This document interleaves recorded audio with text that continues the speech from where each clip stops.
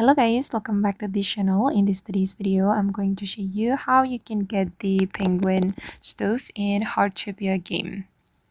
Okay, let's get into it guys. First of all, you need to get the penguin stove recipe, and you can get the recipe after you complete the quest from the winter frost season. You can talk to Massimo to take the quest, and I've already completed the quest guys, so the quest doesn't appear right here. And after you get the penguin stove recipe, you can go to your home, and you need to go to the workbench or this crafting table and click on this menu, and then you're going to go to the penguin stove. Okay, and we need stones, and then quality timber, and then just click on craft and just hold on.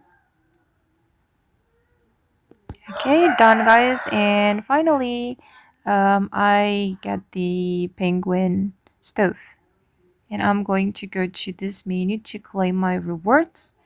Okay, for the cooking challenge we need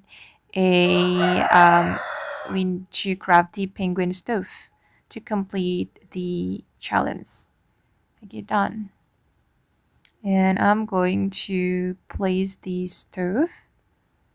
Where is it? Okay, this is the stove, and I'm gonna place it here.